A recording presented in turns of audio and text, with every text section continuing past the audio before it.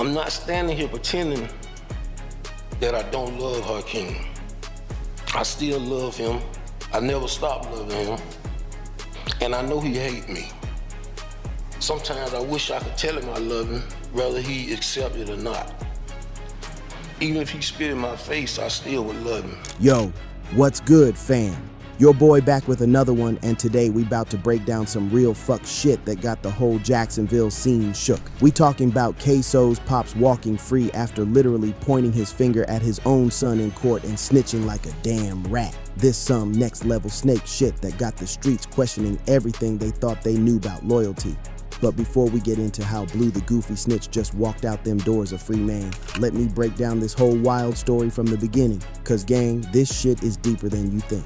Let me keep it 100 with y'all. This ain't just about some rapper beef that went left. This about a father who raised his son in the streets, watched him become everything he taught him to be, then served him up to save his own ass when shit hit the fan. And now that same father about to be home for Christmas while his son facing life behind bars. That's some cold type shit right there. But yo, to really understand how fucked up this situation is, we gotta talk about the Jacksonville drill scene first. This ain't Chicago, this ain't New York. Jacksonville got its own type of energy, and it's been deadly as hell. You got ATK on one side with Young and Ace leading that movement, and you got 6 Block with Fulio holding it down before he got killed. Ksoo was deep in that ATK circle, making music with Ace, dissing the dead, and really living that life they was rapping about. The beef between these sets been going on for years, bodies dropping left and right, and the music just kept adding fuel to the fire. Every diss track was basically a hit list. Every music video was shot in enemy territory as disrespect. And Ksoo wasn't just rapping about it. He was really about that action, which is what got him in this situation in the first place. So check it. To understand how we got to this point where a father testifying against his own seed, we gotta go back to January 15th, 2019. That's when everything changed for the Robinson family, but not in the way you might think. See, that date already had significance cause that's when Boss Goon got.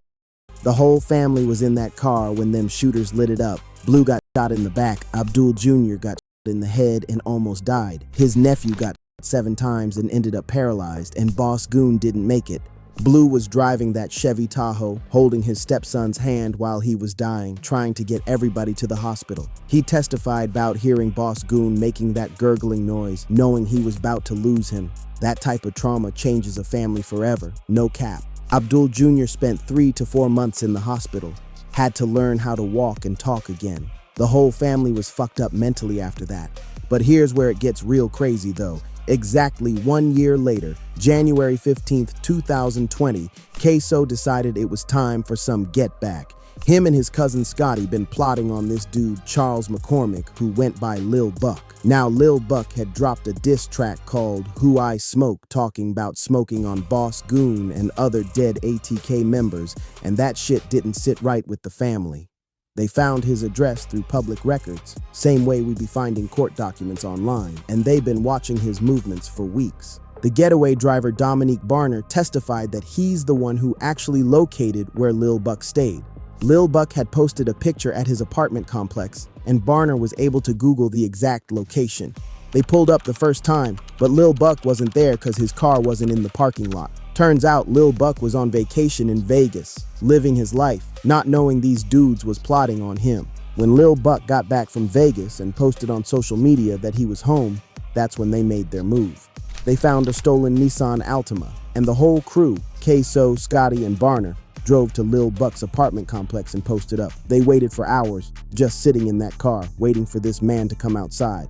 Here's where it gets real crazy though. On the anniversary of Boss Goon's death, when Lil Buck finally came out his apartment, there was some confusion cause one of their homies pulled up in a car that could be traced back to them. While they dealing with that situation, Lil Buck hopped in his car and drove off to this temp agency cause he was looking for work, trying to get his life together. But Ksoo and them wasn't about to let him get away. They busted a U-turn and followed him to that shopping center on Mel Road. When Lil Buck parked and went inside the temp agency, they pulled up and waited again. And here's the most demonic part of this whole story. While they sitting there waiting, Ksoo FaceTimed Raekwon Howard, who was affiliated with 6 Block, and told him, "We caught your boy slipping." That's some next level disrespectful shit right there. Calling the ops to let them know you about to slide on they people. When Lil Buck came back outside, that's when Ksoo jumped out that car with an AR pistol. The original plan was to wait till Lil Buck got closer to his car so Ksoo could hop out the passenger seat and shoot him right there. Then they could pull off quick. But Ksoo got too eager and jumped out early. Lil Buck saw him coming and tried to run, but Ksoo chased him around the side of that building. Witnesses testified they heard multiple shots, and when it was over, Lil Buck was laying there with his teeth scattered on and his leg damn near separated from his body. That's the type of violence that changes everything for everybody involved. An off-duty police officer witnessed the whole thing and immediately started chasing them. But here's where Blue comes into the picture, and this is important because this is what got him caught up in the first place. After the shooting, Ksoo ran back to the car and they took off with police right behind them. They was doing 100 miles per hour through residential neighborhoods trying to get away. But these ain't professional criminals. They crashed that stolen Nissan on Towns Boulevard. When they crashed, Ksoo, Scotty, and Barner all jumped out and ran in different directions. Ksoo made it through some woods and called a woman named Natalie to come pick him up. She testified that she found him coming out the woods while police sirens was going off everywhere. Meanwhile, Scotty and Barner broke into some lady's house, held her hostage, and changed into her husband's clothes while they waited for the heat to die down. That's when they called Blue to come pick them up. Now, Blue could have said, "Nah, I ain't getting involved in this type shit." But instead, he drove through what was basically a police perimeter to scoop them up, then took them behind a Burger King to burn the clothes they wore during the murder. Blue even admitted in court that after he picked them up, Scotty and Barner told him exactly what happened, and he still decided to help them cover it up. That decision to help his son cover up a murder is what landed Blue in jail facing accessory charges that could have gave him 20 years. And when them walls started closing in, that's when we saw the real Blue come out. See, Blue been telling before. Back in the 90s, he cooperated with the feds against some dude and even worked as a confidential informant for the police. So when he got hit with these charges, he knew exactly what to do. The day Blue decided to flip on his son was March 19th, 2020. They got him in that interrogation room and played him a recording where somebody was wearing a wire on him. You could see Blue's whole demeanor change when he heard that audio. And again, as Hakeem Robinson's father, when you look at that video, to you, that is Hakeem Robinson. Yes, sir. His face dropped, and he knew they had him dead to rights. The detective told him straight up, "We don't care about you, we want the shooter." And Blue, being the street smart dude he is, knew this was his only way out. But here's what really got me tight about this whole situation: Blue's excuse for snitching. This man sat in court and talked about his other kids, saying he got 2 6-year-olds and an 8-year-old daughter asking when daddy coming home to take them to football games and daddy-daughter dances. He talking about his health problems, diabetes, high blood pressure, congestive heart failure, kidney failure. He said his 8-year-old daughter asks him every year when he gonna take her to the daddy-daughter dance, and he keeps letting her down. But where was all that father energy when Ksoo was growing up? If you had been the father you claiming you want to be now, maybe your son wouldn't be sitting at that defendant table facing life. Blue raised Ksoo in that street life. He was the blueprint for everything Ksoo became. Blue had a name in Jacksonville streets. He was moving around doing street shit, and Ksoo looked up to that. Then when Ksoo took it further than Blue ever did and actually caught a body, Blue wanted to act like he was innocent. The defense attorney really went at Blue's neck during cross-examination, pointing out all the contradictions in his story. They asked him about his relationship with Ksoo's music career, how he was trying to manage him and get involved in his cinematic deal. They exposed how Blue was really trying to profit off his son's success while also being involved in the street shit that led to this murder. When Blue took that stand on July 28, 2025 and looked his son in the eye, that was one of the coldest moments in courtroom history. You could see the pain in both their faces. Blue kept looking away, couldn't maintain eye contact with Ksoo for too long. They asked him who was the shooter in that video, and without hesitation, he said, "My son." Then they asked for the name, and he said, "Hakeem," the same name he gave that boy when he was born. The prosecutor asked Blue if he recognized Ksoo's walk, his build, his movements in that surveillance video, and Blue confirmed everything. He said he knew his son's physical characteristics, had seen him in music videos, watched him move around the house. When they showed him that murder video, he identified Ksoo without any doubt. That's the type of betrayal that cuts deep, for real. But let's keep it 100.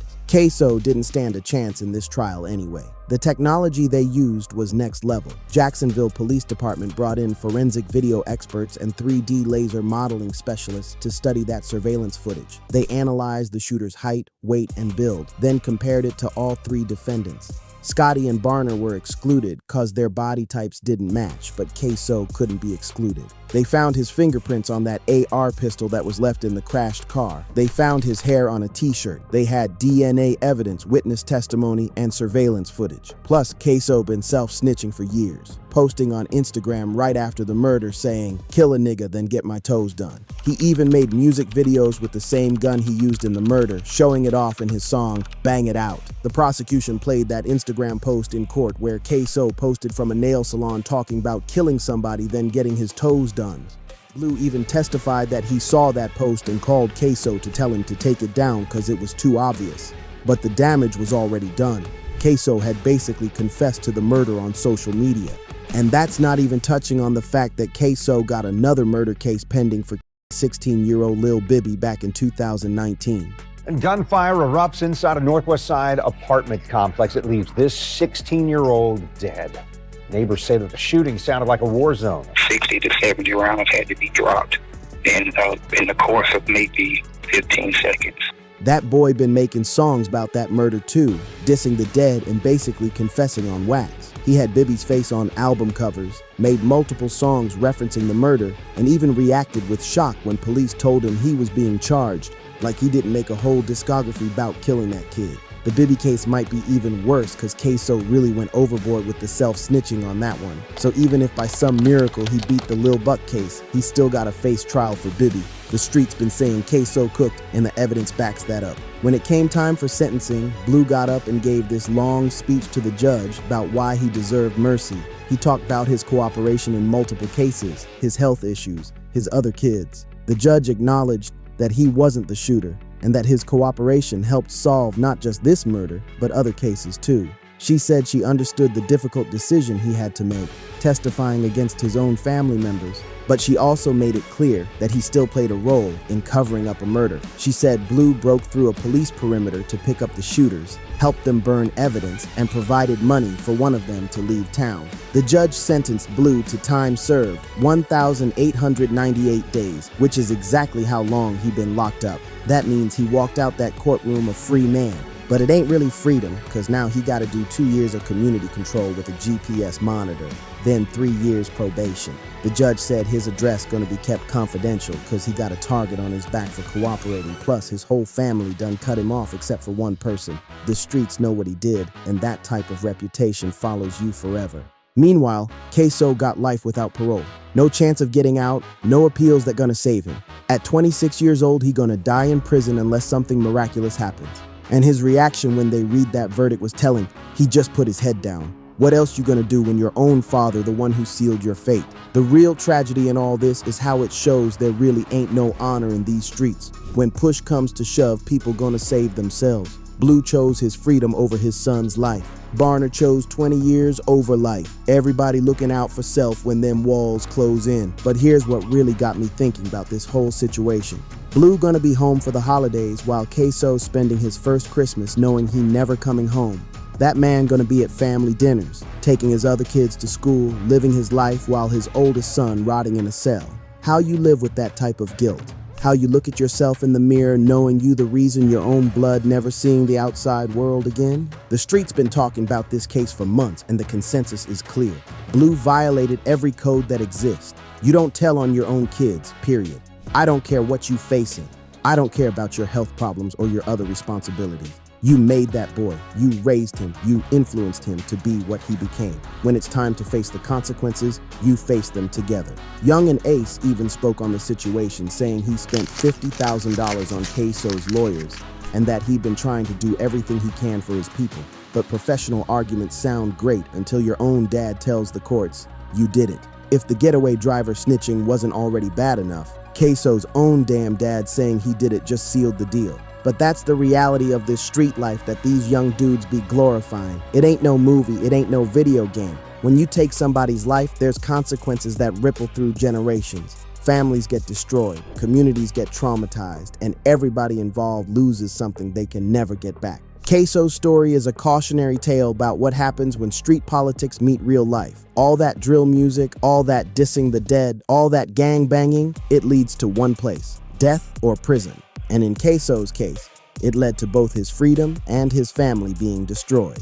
So while Blue walking free and trying to rebuild his life with his other kids, Ksoo sitting in a cell knowing his own father chose freedom over loyalty, that's a pain that cuts deeper than any prison sentence. And that's the real tragedy in all this. Not just that a young man threw his life away, but that a father was willing to throw his son away to save himself. What y'all think about this whole situation? Was Blue wrong for testifying? Or was he just trying to be there for his other kids? Let me know in the comments, because this type of story really makes you question everything you thought you knew about family, loyalty, and street codes. And make sure y'all subscribe, because we got more stories like this coming. That's gonna blow your mind. Until next time, keep it 100 and stay safe out there.